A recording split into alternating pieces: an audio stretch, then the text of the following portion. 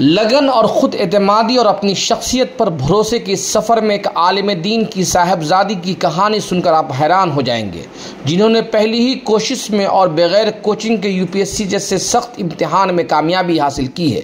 एक आलिम दीन के पास महदूद वसाइल के पेश नज़र ये कारनामा काबिल ज़िक्र है।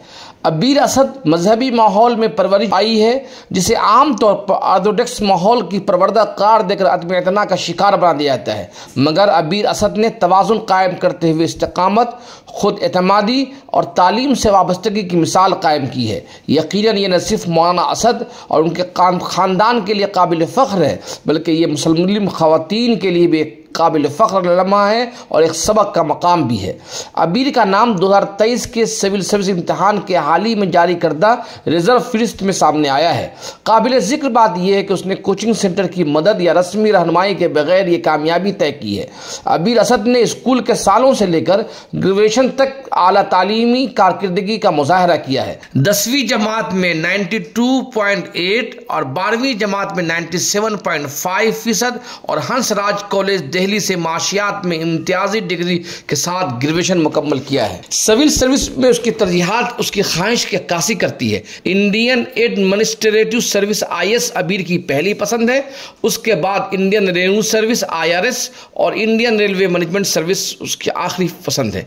125 उम्मीदवारों की ज़िमनी फहरिस्त में अबीर 35वें नंबर पर है, जिसमें एक और मुस्लिम उम्मीदवार मोहम्मद नायाब अंजुम भी शामिल है। अबीर के भाई मोहम्मद बासिल एक सॉफ्टवेयर इंजीनियर हैं, जबकि उसकी वालदा घरेलू खातून है। उनकी जड़ें उत्तर प्रदेश के जिला मऊ से मिलती हैं। एक तरफ जहां दिल्ली में IAS इम्तिहानात के लिए महंगे महंगे कोचिंग सेंटर खुले हुए हैं, वहीं अबीर घर में ही रहकर इम्तिहान की तैयारी करने का फैसला करके एक हौसला मंदी का मुजाहरा किया और महज 1 साल की मेहनत में कामयाबी हासिल की है। अबीर अपने खानदान की हौसला अफजाई को एक अहम मुहर्रिक करार देते हुए कहा कि औसतन 8 से 9 घंटे मुताला करना और इम्तिहानात के दौरान अपने मुताले के वक्त को बढ़ाकर उसने कामयाबी हासिल की है।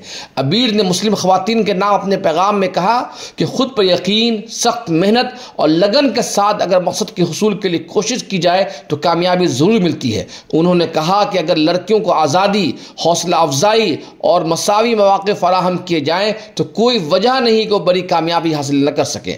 इन्होंने मुस्लिम नौजवानों पर जोर दिया कि पड़ोस में घूमने फिरने, अपना वक्त ज़ाय करने के बजाय पढ़ाई और लिखने पर तवज्जो दी जानी चाहिए। अबीर के वालिद मोहम्मद असद अल कासिमी बताते हैं कि उनकी बेटी की कामयाबी काबिल फ़ख्र है और वो कहते हैं कि मुस्लिम कम्युनिटी को अपनी तालीम का मकसद बना लेना चाहिए।